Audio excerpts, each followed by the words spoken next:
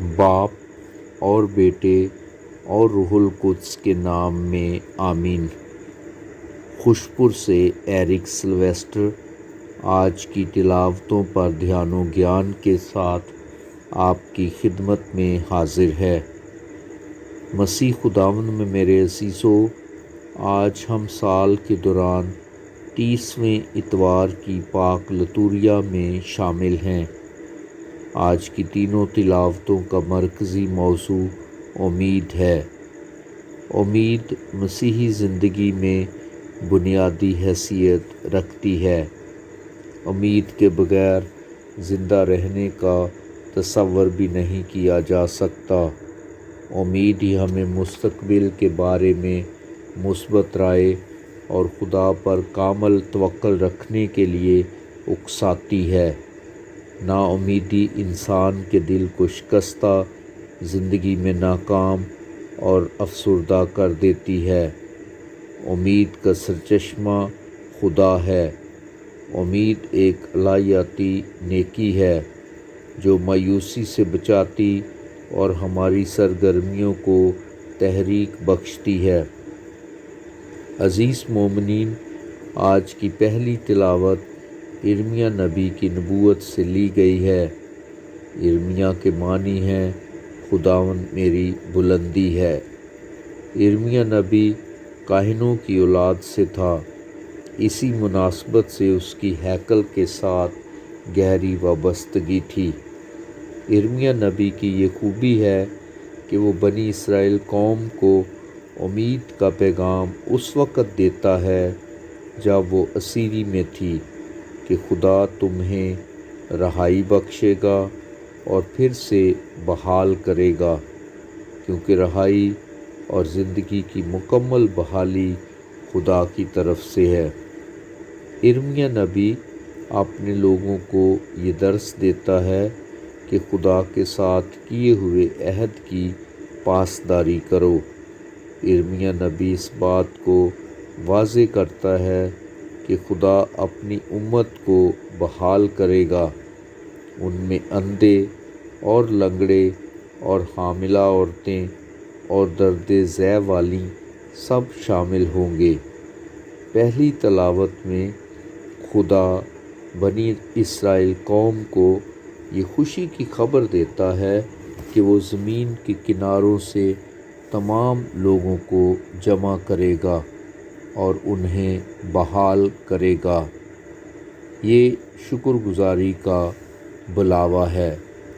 آج کی دوسری تلاوت عبرانیوں کی کلیسیا کے نام خط سے لی گئی ہے۔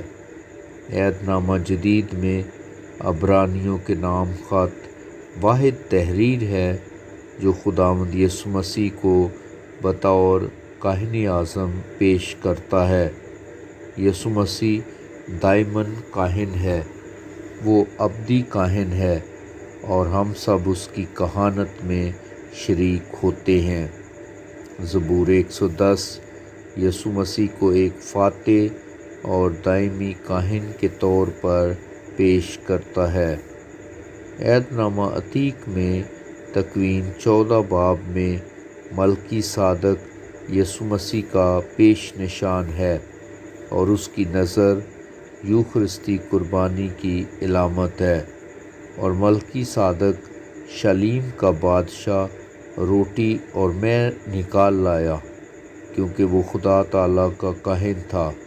اسی لیے آج کی دوسری تلاوت میں یسوع مسیح کو ملکی صادق کے رتبہ پر دائمی کاہن کہا گیا ہے۔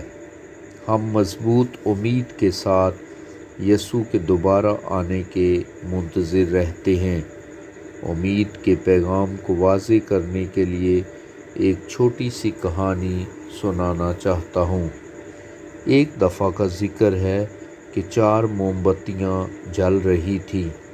پہلی موم بتی نے دوسری سے کہا، میں امن ہوں، لیکن کسی کو میری ضرورت نہیں، یہ کہہ کر وہ بجھ جاتی ہے۔ دوسری موم بتی جو اس کے ساتھ جل رہی تھی، اس نے کہا، میں ایمان ہوں، لیکن کوئی مجھ پر بھروسہ نہیں رکھتا، یہ کہہ کر وہ بھی بجھ جاتی ہے۔ ساتھ ہی تیسری موم بتی جل رہی تھی۔ اس نے کہا، میں محبت ہوں، لیکن کوئی میری پرواہ نہیں کرتا۔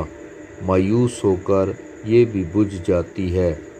چوتھی موم بتی نے کہا، میں امید ہوں، میں باقی 3 موم بتیوں کو بھی روشن کر سکتی ہوں۔ عزیز مومنین، جب ہر طرف نا امیدی ہوتی ہے، امید تب بھی انسان کو حوصلہ اور جرأت دیتی ہے۔ عزیز مومنین، آج کی پاک انجیل مقدس مرقس کے مطابق انجیل کے 10ویں باب سے لی گئی ہے۔ مقدس مرقس انجیل نویس یسوع مسیح کی انجیل کی بشارت دینے میں مقدس پولس رسول کا ساتھی اور معاون رہا۔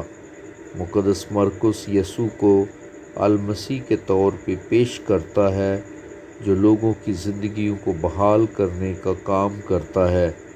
آج کی پاک انجیل میں خداوند یسوع مسیح ایک اندھے کو شفا دیتا ہے، جہاں یہ بات واضح ہوتی ہے کہ معجزہ کے لیے ایمان کا ہونا لازمی امر ہے۔ خداوند یسوع مسیح کا منشور بھی یہی تھا، روح خداوند مجھ پر ہے، اسی لیے اس نے مجھے مسح کیا کہ مسکینوں کو خوشخبری دوں۔ اس نے مجھے اس لیے بھیجا کہ قیدیوں کو رہائی اور اندھوں کو بینائی اور کچلے ہوئوں کو آزادی بخشوں۔ خداوند یسوع مسیح کی یہی سچائی انجیل مقدس سے واضح ہوتی ہے کہ تمائی کا بیٹا اندھا بیکاری راہ کے کنارے بیٹھا تھا۔ جب یسوع مسیح وہاں سے گزرتا ہے تو وہ چلا کر یسوع مسیح سے رحم کی اپیل کرتا ہے، اے داؤد کے بیٹے، مجھ پر رحم کر۔ رحم خدا کی صفات میں سے ایک صفت ہے۔ جو اس سے رحم کی التجا کرتا ہے، وہ اس پر رحم کرتا ہے۔ اگرچہ لوگ اسے منع کرتے ہیں، لیکن وہ اور بھی زور سے چلاتا ہے اور یسوع مسیح اس پر رحم کی نگاہ کرتا اور اسے شفا بخشتا ہے۔ شفا پانے والے کا نام برتمائی ہے، یعنی تمائی کا بیٹا۔ آرامی زبان میں بر کا مطلب ہے بیٹا۔ بیٹے کا نام نہیں بتایا گیا، بلکہ یہ کہ وہ تمائی کا بیٹا ہے۔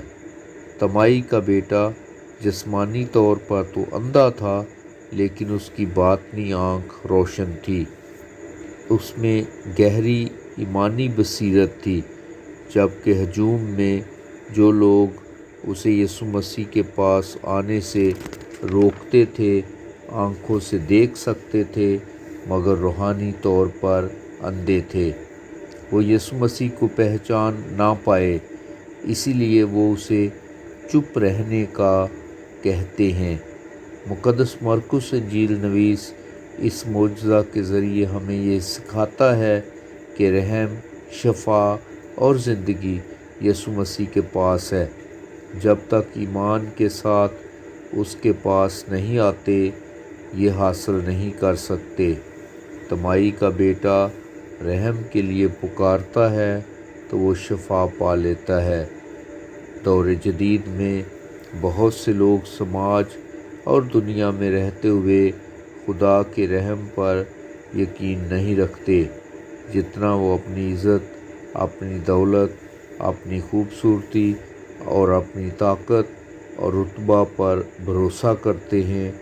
وہ خدا کے رحم سے بے خبر ہیں۔ تمائی کا بیٹا جب یسوع مسیح سے ملتا ہے تو وہ جسمانی بینائی کی بات نہیں کرتا، بلکہ وہ روحانی بینائی کا بھی خواہش مند ہے۔ جب برتمائی کو یسوع مسیح نے بلایا تو وہ اپنا کپڑا وہاں چھوڑ کر اچھل کر یسوع کے پاس گیا اور بینائی پانے کے بعد اس کے پیچھے ہو لیا۔ ہمارے لیے یہ سوال قابل غور ہے کہ ہم کیا چاہتے ہیں کہ خدا ہمارے لیے کرے۔ خدا کی نجات تمام نسل انسانی کے لیے ہے۔ خدا اس نجات میں سب لوگوں کو شامل کرنا چاہتا ہے۔